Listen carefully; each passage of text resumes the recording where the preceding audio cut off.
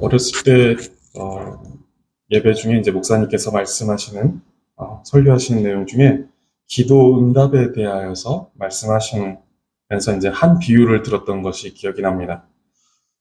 유명한 비유인 것 같아요.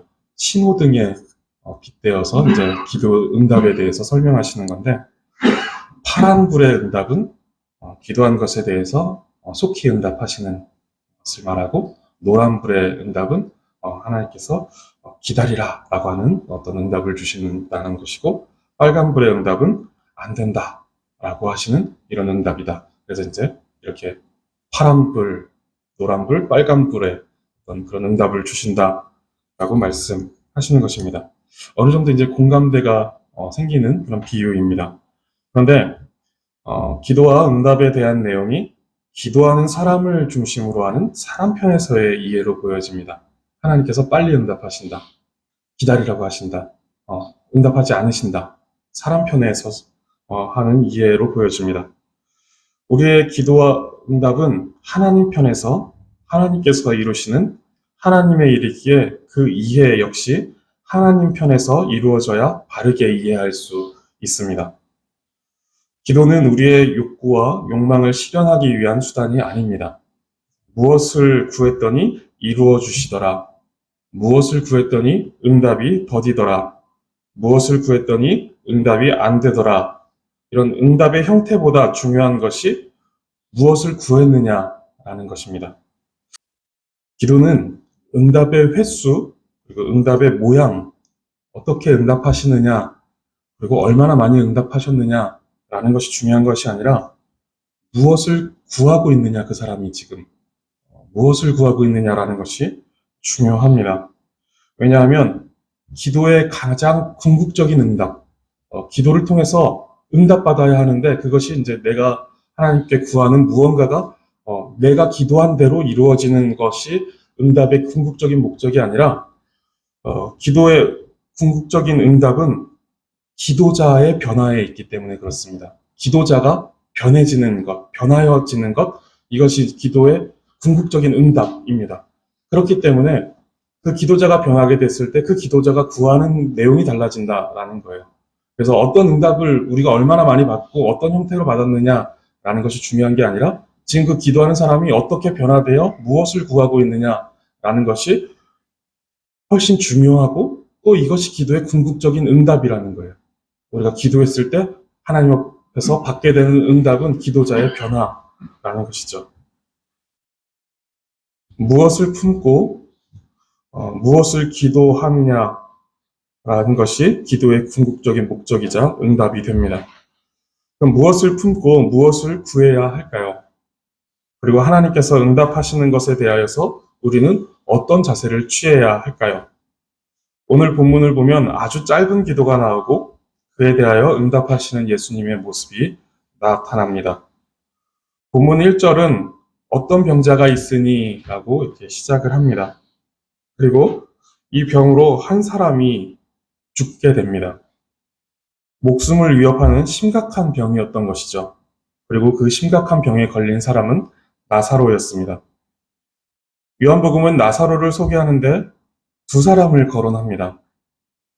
마리아와 그 자매 마르다입니다.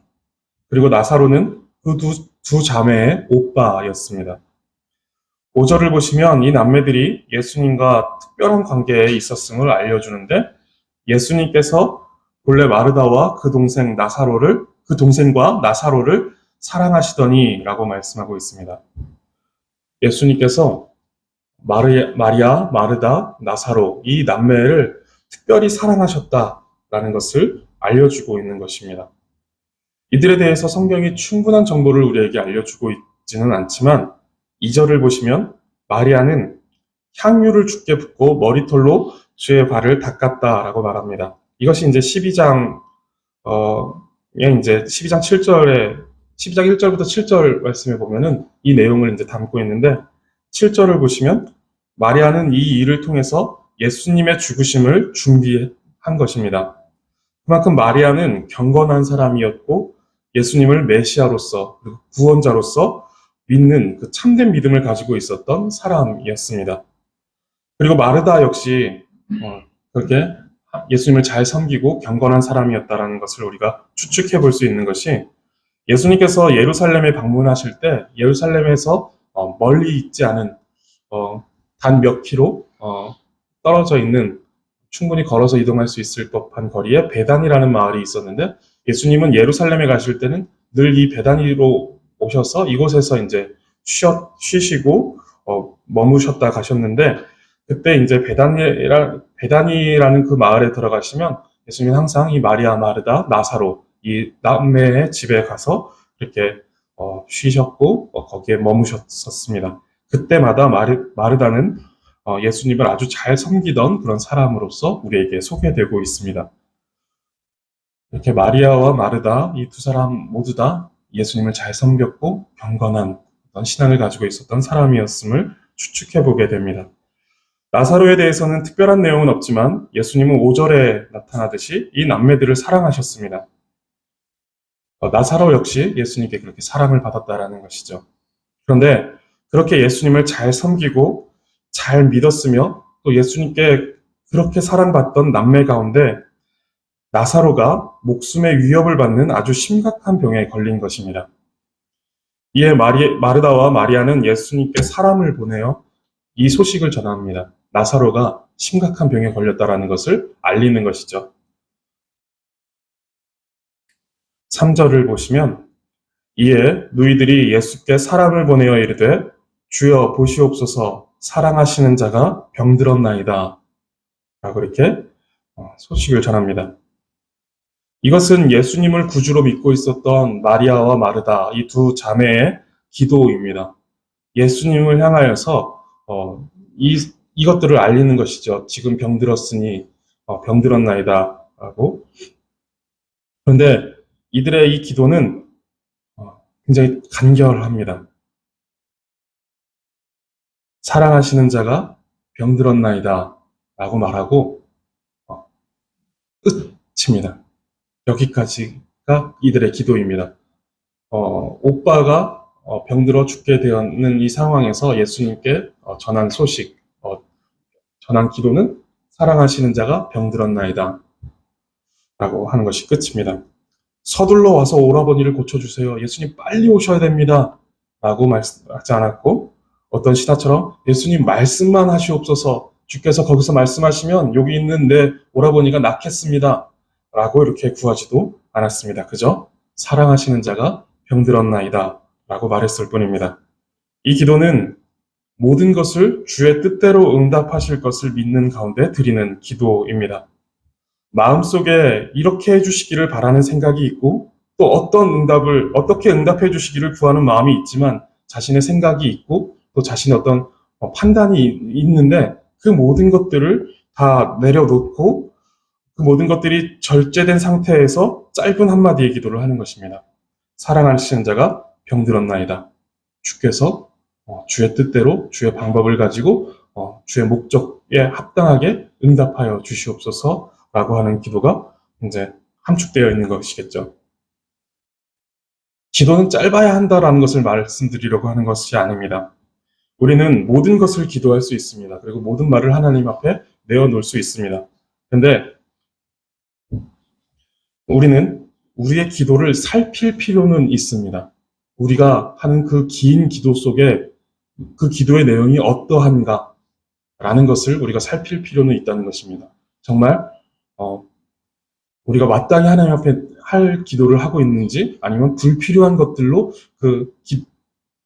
성숙하지 못한 기도를 하고 있는지에 대해서 우리는 살필 필요는 있을 것 같습니다. 우리는 때로 하나님의 뜻을 충분히 헤아리지 않은 채로 우리의 말을 너무 많이 하고 있지는 않은지, 그리고 응답에 대해서도 이것이 하나님의 권한에 있음에도 기도 중에 그 권한을 침범하는 내용을 하나님 앞에 기도하고 있지는 않은지, 이런 것들을 살펴보면서 우리 기도가 이런 것들이 이제 절제되어져 가면서 하나님께서 기뻐하시는 기도로 나아갈 필요가 있다라는 생각입니다. 저는 아주 구체적인 기도가 좋은 기도인지 잘 모르겠습니다. 구체적으로 기도해야 된다라는 이야기를 자주 하는데 저는 그것이 그렇게 좋은 기도 같아 보이지는 않습니다. 예를 들어서 이제 배우자를 위해서 기도하는 것은 이제 너무 필요하죠. 근데 너무 구체적이어서 마치 하나님 이런 사람 찾아서 내 앞에 놓아주세요 라고 하는 것처럼 들리는 기도가 있습니다. 근데 하나님께서 우리에게 좋은 배우자를 주시는 그 방법이 구체적인 기도를 통해서 주시는 것일까요? 좋은 배우자를 만나기 위해선 자신의 신앙을 가다듬어야죠. 자신의 가치관, 자신의 세계관을 가다듬어야죠. 기도를 통해서 몇 마디로 하나님 키는 얼마 정도 돼야 되고 이 사람의 직업은 어떠해야 되고 이 사람의 신앙은 어떠해야 됩니까? 그 사람의 신앙이 어떠한 사람이 나에게 오기 이전에 자신이 그런 사람을 맞고 그런 사람을 찾아볼 수 있는, 알아볼 수 있는 신앙의 안목을 길러야 되는 것이죠. 그래서 현숙한 여인을 누가 찾겠느냐라고 했을 때 그 사람을 찾아가는 그 안목들을 이제 잠언 기자가 설명을 합니다. 이렇게 해야 되는 것이죠. 그런데 하나님 이런 사람 찾아서 내 앞에 놓아주세요. 아주 구체적으로 기도한다고 이 사람의 신앙이 좋은 것이 결코 아니다라는 것입니다. 그리고 저는 이것이 기도인가 싶습니다. 자기가 다 정해놓고 하나님은 내가 정한 그 내용대로 이루어주시면 됩니다라는 것이 과연 성도가 하나님 앞에 내어놓을 기도인가라고 생각이 되는 것이죠. 우리는 무엇이든지 다 구할 수는 있지만 하나님께서 우리에게 행하실 일들에 대해서는 물러서서 하나님의 뜻을 기다리는 자세가 필요합니다. 마르다와 마리아는 지금 예수님께서 어떻게 일하시고 어떻게 응답하여 주실 것에 대한 요구를 모두 내어 맡긴 채로 간결한 한마디로 기도합니다. 그것이 사랑하시는 자가 병들었나이다 라는 것입니다. 그런데 이 기도를 잘 보면 이들의 탄식이 녹아져 있는 것을 볼 수 있습니다. 기도의 전반부 이 앞쪽을 보시면 사랑하시는 자가 라고 이렇게 이야기합니다. 이 표현은 정말 멋있는 표현입니다. 멋있는 어떤 그들의 신앙이 담겨져 있는 표현인데 예수님을 사랑하는 자, 예수님을 사랑하는 나사로가 병들었습니다. 라고 말하지 않고 예수님께서 사랑하시는 자, 예수님께서 사랑하시는 그 나사로가 병들었습니다. 라고 지금 기도하고 있는 것입니다. 사랑이 자기에게 근거하여 자기에게서 출발하는 것이 아니라 예수님에게 근거하여 예수님에게서 출발하는 그런 사랑이었다라는 것을 고백하고 있는 것입니다. 예수님에게서 출발한 사랑이라는 것이죠. 나사로가 받고 있는 이 사랑이 이것이 너무 중요한 신앙의 포인트입니다. 우리의 신앙은 우리에게 근거하고 있지 않습니다. 우리의 신앙은 하나님께 근거하고 있습니다. 하나님께서 우리에게 믿음을 주시는 것이죠. 그리고 그 믿음을 유지해 주시는 분도 하나님이십니다. 여기서 우리는 신앙의 평안을 얻습니다. 우리와 하나님 관계에 있을 때 사이의 그 사랑이 우리에게서 출발한 사랑이 아니고 우리가 유지하고 있는 사랑이 아니고 하나님께서 주시는 사랑이고 하나님께서 유지하시는 사랑이다라는 것에서 우리는 진정한 평안을 얻게 된다는 것입니다. 바울은 로마서 8장에서 그 어떤 것도 우리를 하나님의 사랑에서 끊을 수 없다라고 말합니다. 심지어 죽음조차도 우리가 죽으면 모든 것이 다 끝날 것 같은데 그렇지 않고 죽음의 그 순간에도 하나님께서 우리를 사랑하시는 그 사랑은 그 죽음의 순간조차도 끊을 수 없고 그 순간에도 매여 있다라는 것이죠. 사랑에. 그만큼 이제 하나님께서 하나님에게서 출발한 사랑이 강력하다라는 것입니다. 우리에게 근거하고 우리에게서 출발한 사랑은 이렇게 될 수 없습니다. 우리의 의지와 우리의 결단은 쉽게 끊어지고 쉽게 변질됩니다. 그러나 하나님에게 근거하고 하나님에게서 출발한 이 사랑은 결코 끊어지지 않고 변질되지 않는 그런 강력한 사랑입니다. 하나님에게서 출발해야 이것이 가능하다라는 것이죠. 지금 예수님을 사랑하는 나사로가 아니라 예수님이 사랑하시는 나사로라고 말하고 있는 것은 결코 끊어지거나 변질되지 않는 예수님의 사랑이 지금 나사로에게 있음을 이들이 고백하고 있는 것입니다. 그런데 여기서 반전이 생기는데 그렇게 끊어질 수 없는 그 사랑을 받는 자가 병들었다라는 것입니다. 예수님의 그러한 사랑을 받고 있는 나사로가 지금 병들었다. 그런데 심지어 그 병은 매우 위험하고 나사로는 그 병으로 인해서 죽게 됩니다.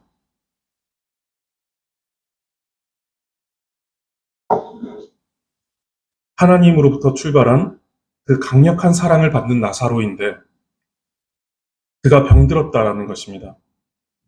이것이 그들의 기도였습니다. 그리고 이것은 하나님의 사랑을 받은 그리고 그 사랑 안에 살아가고 있는 우리의 기도이기도 합니다. 사랑하시는 자가 병들었나이다. 사랑하시는 자가 대학에 떨어졌습니다. 사랑하시는 자가 승진을 못하고 있습니다. 사랑하시는 자가 취직을 못하고 있습니다. 사랑하시는 자가 아이를 갖지 못합니다. 사랑하시는 자가 사업이 위태롭습니다. 사실 우리는 여기에 몇 마디를 덧붙입니다. 하나님의 뜻을 구하기도 전에 우리가 원하는 결과를 먼저 덧붙이는 것이죠. 하나님의 뜻이 궁금하기보다는 내 생각과 내 뜻이 하나님께 전달되어 하나님께서 응답하시는 것에 내 소원이 반영되어 주기를 구하는 것이 일반적인 기도의 패턴입니다. 그런데 우리는 우리의 요구에 앞서 충분히 하나님의 뜻을 먼저 구해야 하고 어쩌면 기도는 하나님의 뜻을 구하는 것에서 끝나도 괜찮습니다. 우리의 요구, 우리의 소원을 굳이 다 아뢰지 않아도 괜찮다라는 것입니다. 그냥 하나님의 뜻이 무엇입니까를 묻는 것에서 끝나도 그 기도는 괜찮은 것입니다.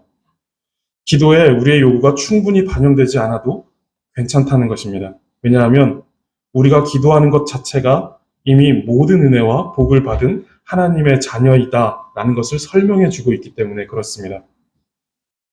굳이 하나님께서 내 요구에 응답하시지 않아도 그 모든 것들보다 훨씬 더 큰 은혜와 복이 이미 내가 하나님께 기도하는 사랑받는 하나님의 자녀다라는 사실에서 이미 드러나고 있기 때문에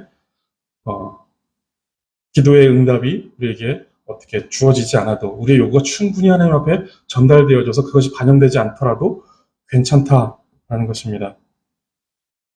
사랑하시는 자가 병들었나이다 라고 할 때 이 문장에 이렇게 가운데다가 이런 것들을 세워놓고 무게를 달아보면 사랑하시는 자 쪽으로 기울을 것입니다.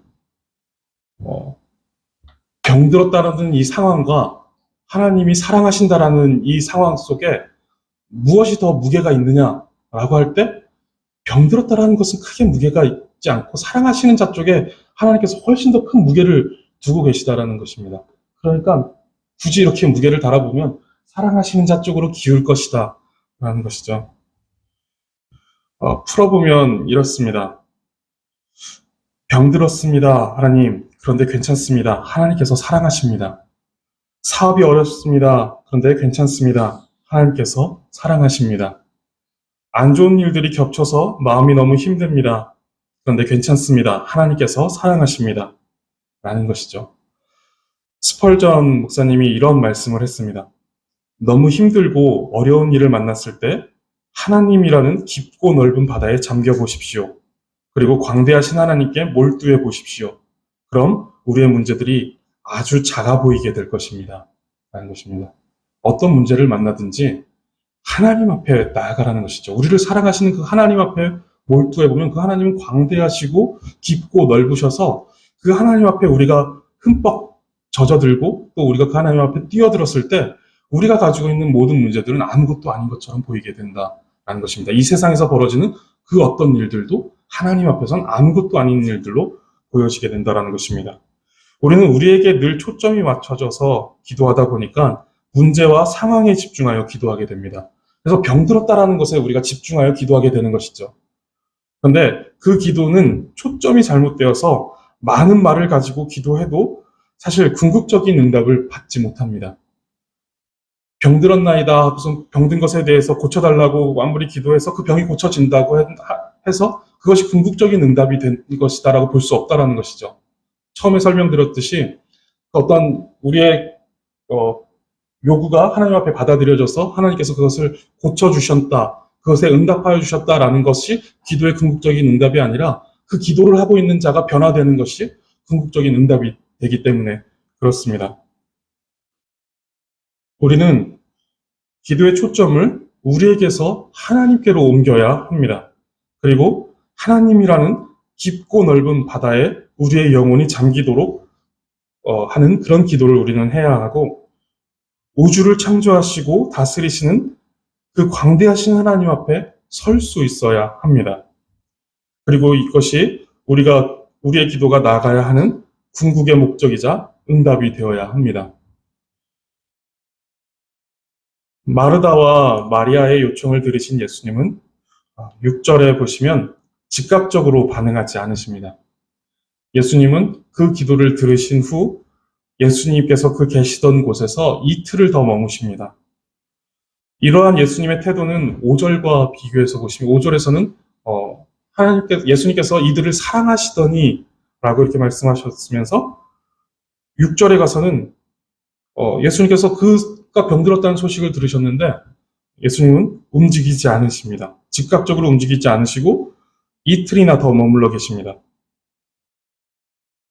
39절을 보면 이미 죽은 지 나흘이나 되어 벌써 시체가 부패하여 냄새가 나고 있다라고 말씀하십니다. 예수님은 나사로의 죽음이 확실시 될 때까지 움직이지 않으시고 일부러 지체하신 것으로 보입니다. 병들었다라는 것, 그리고 그 병이 죽을 병이라는 것, 곧 나사로는 죽게 될 것이다라는 것을 예수님은 다 알고 계셨던 것이죠. 그럼에도 예수님은 모든 사람이 이 사람이 죽은 것이 확실하다라고 느껴질 그 시체 썩은 내가 날 때까지 예수님은 그곳에 도착하지 않으신 것입니다. 왜 그러셨을까요? 몇 년 전에 조카 효중이가 이제 자전거를 타다가 넘어지면서 크게 다쳤던 적이 있었습니다. 그때 이제 어머니에게 전화를 받고 효중이가 이제 의식이 없는 중에 응급실로 병원으로 옮겨졌다라는 얘기를 들었습니다. 그 전화를 받고 이제 곧바로 담임 목사님께 말씀드리고 원주로 달려왔던 기억이 있습니다. 제가 그때 그 전화를 받고 스케줄을 확인하면서 갈 수 있겠구나 없겠구나라는 것을 판단하지 않고 소식을 듣고 바로 담임 목사님께 가봐야 할 것 같습니다라고 말씀드리고 바로 원주로 왔습니다. 왜 그랬을까요? 제 행동을 굳이 설명드리지 않아도 제가 왜 그랬는지 충분히 아실 것 같습니다. 이것이 당연하고 또 자연스러운 반응입니다. 사랑하는 사람이 다쳤다는 소식을 들으면 누구라도 지체 없이 달려갈 것입니다. 거기서 스케줄을 보면서 일정을 확인한다라는 것은 조금 그것이 이상하게 느껴지는 상황이죠. 근데 예수님은 지금 그렇게 하지 않고 지체하십니다. 사랑하는 자가 병들었다라고 하는데 그 병이 죽을 병이다라는 것은 예수님이 다 알고 계셨음에도 불구하고 지체하십니다. 6절을 원어에 더 충실하게 번역을 하면 이렇습니다. 그러므로 그는 나사로가 병들었다함을 들으셨을 때 그런데도 그는 그가 계시던 곳에 이틀을 더 유하셨다 라는 것입니다.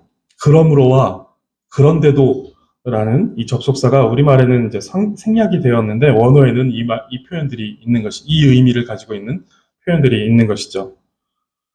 5절과 이어서 보시면 예수님께서 이들을 이렇게 사랑하시더니 그러므로 사랑하시기 때문에 나사로가 병들었다는 소식을 들으시고도 그 계시던 곳에 이틀을 더 유하셨다라는 것입니다. 사랑하시기 때문에 이틀을 더 유하셨다라는 내용이 되는 것이죠. 이유는 4절에 말씀하셨습니다. 이 병은 죽을 병이 아니라 하나님의 영광을 위한 병이다 라는 것입니다. 하나님의 영광을 나타내기 위한 병으로 이 병을 허락하셨고 또 하나님의 영광을 위한 것이기에 예수님은 하나님의 때와 하나님의 뜻을 기다리신 것입니다. 기계적으로 또 문자적으로는 쉽게 받아들일 수 있을지는 모르겠습니다. 하나님의 영광을 위한 병이기 때문에 예수님께서 이렇게 행하셨다라는 것이 우리가 들을 때에는 기계적으로 하나님의 영광을 위한 것이니까 이 사람의 병증은 납둬도 되는구나 라고 생각할 수 있겠지만 그것이 이제 우리의 현실 속에서는 쉽게 받아들여지지 않습니다.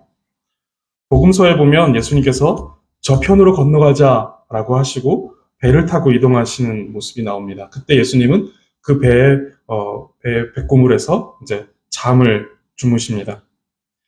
그런데 그때 큰 광풍이 불어 물이 배에 가득하게 되어 위태롭게 되었습니다. 제자들은 예수님을 깨우며 선생님이여 우리가 죽게 된 것을 돌보지 아니하시나이까 라고 이렇게 말합니다. 이것이 응답이 지체되는 우리의 현실 속에서 하나님을 향하여 갖게 되는 자연스러운 반응인 것 같습니다. 사업이 힘들어서 죽을 것 같은데 왜 돌아보지 않으십니까? 당장 빚더미에 올라앉게 생겼는데 주님은 왜 우리를 돌보지 않으십니까? 이것이 현실적인 모습입니다. 예수님과 한 배에 타고 있는 제자들은 그 자체로 죽지 않을 가장 분명한 상태 속에 있음에도 분명한 상황 속에 예수님과 한 배에 타고 있고 예수님께 저기로 가자라고 한 그 상태 속에 있기 때문에 죽지 않을 가장 분명한 상태 속에 있었음에도 불구하고 벌어지는 상황에 마음을 빼앗기자 예수님의 사랑을 의심하기 시작한 것입니다.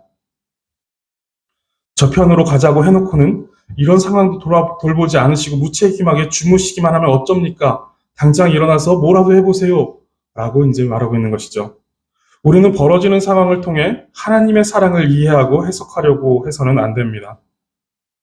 예수님이 주무신다고 그리고 그때 큰 광풍이 인다고 예수님께서 우리를 사랑하시지 않는구나. 예수님 도대체 뭐 하고 계시는 건가? 이 상황 속에서 당장 우리가 죽게 된 것을 왜 돌아보지 않으시는 걸까? 라고 하면서 하나님의 사랑을 그런 상태 속에서 상황 속에서 이해해서는 안 됩니다. 이 마음을 우리는 늘 경계해야만 합니다. 예수님은 제자들의 믿음 없음을 이것으로 인해서 꾸짖으십니다. 우리의 삶에서도 예수님께서 내 문제를 돌보지 않고 주무시는 것 같고 침묵하시는 것 같고 나는 곧 벼랑 끝에서 떨어질 것 같은데 지체하시는 것 같은 상황을 만나게 되는 경우가 있습니다. 그때 우리는 조급하게 상황을 통해서 하나님의 마음과 뜻을 판단하려고 하지 말고 하나님의 마음과 뜻을 가지고 이 상황을 해석해 보려는 그런 마음이 필요합니다. 그리고 하나님께서 우리를 결코 끊을 수 없는 사랑으로 사랑하신다라는 사실을 기억해야만 합니다. 15절을 보시면 예수님은 내가 거기 있지 아니한 것을 너희를 위하여 기뻐하노니 라고 말합니다. 나사로가 병들어서 죽게 되는 그 상황 속에 예수님께서 거기 있지 않은 것을 너희를 위해서 기뻐한다 라고 이렇게 말씀하고 있는 것입니다. 그리고 이어서 그 이유를 말씀하시는데 이는 너희로 믿게 하려 함이라 라는 것입니다. 예수님은 이 사건을 통하여서 이것은 죽을 병이 아니라 하나님의 영광을 위한 것이다 라고 말씀하셨는데 이 사건을 통하여서 제자들의 믿음을 강화시켜 주시고 또 베다니에 있는 사람들에게 생명의 주인이 누구이신지 보여주시며 또 죽은 자의 부활을 보여주시는 것입니다. 샘플을 보여주시는 것이죠.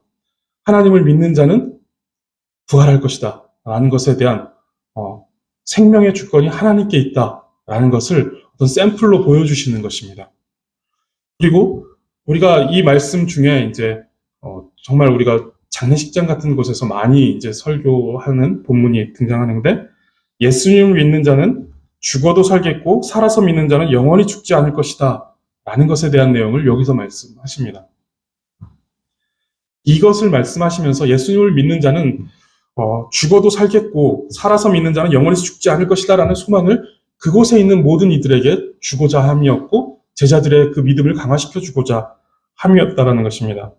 그리고 이것은 그 자리에 국한된 메시지가 아니라 지난 2000년 동안 모든 사람, 하나님을 믿는 모든 사람에게 이 성경을 읽는 모든 사람에게 이 메시지를 주고 계신 것이고 오늘 우리에게도 가르치시며 우리의 믿음을 강화시키시고 부활의 소망을 갖게 하시는 말씀이 되게 하셨습니다.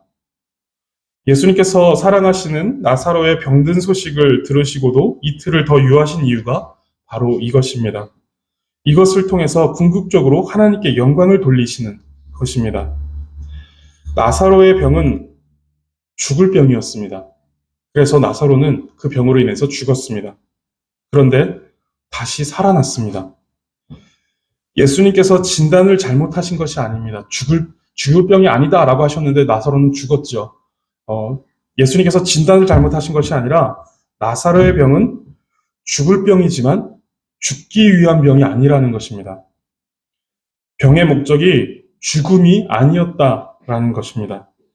하나님께서 나사로의 병듦을 통해 보이시고자 하신 것은 그 목적은 죽음이 아니었습니다. 그 목적은 제자들의 믿음을 강화시켜 주시고 또 그 자리에 있는 이들에게 부활이 무엇인지를 보여주며 그 부활에 대한 소망을 그들에게 주시기 위함이었습니다. 궁극적으로 하나님의 영광을 위하여서 예수님께서 그 나사로의 병을 그대로 방치해 놓고 그의 죽음이 확실시될 때까지 기다리셨던 것이죠. 그 전에 예수님께서 사람을 살리시는, 죽은 자를 살리시는 내용들을 보게 되면 예수님께서 이렇게 그의 죽음이 확실시될 때까지 기다리시지 않으시고 그가 이제 죽고 바로 가서 예수님께서 고쳐 살리시는 내용들은 한두 번 정도 성경에 더 등장합니다. 그런데 지금은 예수님께서 일부러 나사로가 죽을 때까지, 시체 썩은 내가 날 때까지 기다리셨다가 가서 고치십니다. 이의 죽음이 확실하다라는 것이 모든 사람에게 보여질 때까지 기다리신 것이죠. 그 후에 나사로를 고치시는 것입니다. 부활에 대한 소망, 그리고 제자들의 어떤 믿음의 강화, 이런 것들을 보여주시고자, 그것을 통해서 하나님의 영광을 취하시고자 하신 목적이 있는 것이죠. 하나님의 자녀로서 겪는 여러 가지 일들은 그 자체가 목적이 아닙니다. 사업의 실패가 그저 실패를 위한 실패가 아니다라는 것이죠. 실패를 극복하고 다시 성공의 자리로 재기하는 일들이 없을 수도 있습니다. 이런 응답이 없을 수도 있는데 이것을 통해서 그냥 실패했다라고 좌절하고 낭망하고 나 자신을 실패자로 끝내버리는, 실패의 목적이 실패가 돼버리게 만드는 일들을 해서는 안 되고 하나님께서 목적하시는 것은 그것이 아니다라는 것이죠. 고난을 위한 고난이 아니다라는 것이죠. 그 고난에 빠져버려서 낙심해버리는 그런 일들이 목적이 아니다라는 것입니다. 그것은 하나님께서 우리의 믿음을 견고케 하시고 소망의 빛을 더 선명하게 보이시고자 하는 그 하나님의 영광을 위한 목적을 가지고 일어나는 일들이다라는 것입니다. 고린도전서 4장 5절 말씀을 보시면 우리 함께 읽어볼까요? 함께 읽어보겠습니다. 시작. 그러므로 때가 이르기 전 곧 주께서 오시기까지 아무것도 판단하지 말라. 그가 어둠에 감추인 것들을 드러내고 마음의 뜻을 나타내시리니 그때에 각 사람에게 하나님으로부터 칭찬이 있으리라. 우리는 우리에게 벌어지는 이해할 수 없는 상황들에 대한 판단을 주께서 오셔서 그 어둠에 감추어진 것을 드러내시고 마음의 뜻을 드러내려 주실 때까지 그 판단을 하지 말고 있어야 된다라는 것입니다. 이해할 수 없죠. 마치 실패가 목적인 것처럼 우리의 삶이 마구 그 실패 가운데로 몰아가는 그런 상황이 있을 수도 있습니다. 나사로의 죽음이 너무 확실시 될 때까지 그 시체가 썩은 내가 날 때까지 예수님께서 지체하시는 그런 모습들이 보여진다라는 것이죠. 근데 그때 판단하지 말라는 거예요. 예수님께서 우리를 사랑하시지 않는구나. 예수님께서 우리를 내버려 두시는구나. 이런 판단을 그 어둠 속에 감추어져 있는 것을 우리가 보지 못하기 때문에, 근데 우리 보지 못하는 것은 우리이지 하나님은 하나님의 영광이 나타나는 그 뜻을 가지고 계신다라는 거예요. 그래서 주께서 그것을 밝히 드러내실 때까지 판단하지 말아라 라는 것입니다. 사랑하시는 이가 병들었습니다. 그리고 죽었습니다. 그러나 거기서 끝이 아니라 그를 다시 살리십니다. 그리고 그 살리심을 통하여서 제자들의 믿음이 강화되었고 또 그곳에 있는 이들이 부활에 대한 소망을 얻게 되었습니다. 궁극의 목적이 그것입니다. 부활의 소망을 가르치시고 믿음을 강화시키시며 하나님의 영광을 드러내는 것. 사랑하시는 자가 사업에 실패할 수도 있습니다. 주께서 사랑하시는 자가 아이가 생기지 않아서 끝까지 고통받을 수 있습니다. 사랑하시는 자가 취업이 잘 안 되고 자신이 생각하는 이 자리에 올라가지 못, 그것보다 못한 자리에 취업을 할 수도 있습니다. 그리고 하나님께서 사랑하시는 자가 빚을 질 수도 있습니다. 그런데 문제의 상황에 초점을 두는 것이 아니라 하나님께서 사랑하신다라는 것에 초점을 두어야 합니다. 그리고 하나님의 사랑을 의심하지 말아야 합니다. 우리는 무엇이든지 기도할 수 있습니다. 그런데 응답의 내용과 방법은 하나님께서 정하시고 하나님의 영광을 드러내시는 방향으로 하나님께서 인도해 가십니다. 우리가 기도한 대로 응답되지 않고 우리의 기도가 즉각적으로 응답되지 않는다고 실망하고 하나님의 사랑을 의심하지 마시기 바랍니다.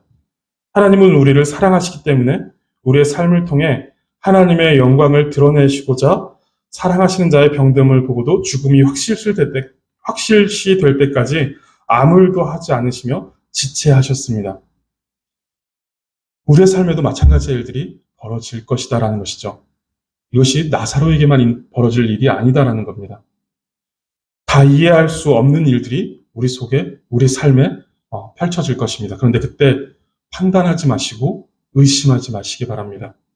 그리고 하나님의 영광을 위하여서 하나님께서 이 어둠에 감춘 일들을 가지고 계시겠거니, 하나님께서 그 마음의 뜻이 있으시겠거니, 이것을 우리가 생각해야 된다는 것이죠. 그리고 우리는 판단하지 않고 의심하지 않고 하나님의 영광을 위하여서 우리의 삶 가운데 주권적으로 일하실 하나님을 신뢰해야 한다는 것입니다. 이것이 제가 아까도 말씀드렸지만 기계적으로 이해할 때는 이해가 된다라는 거예요.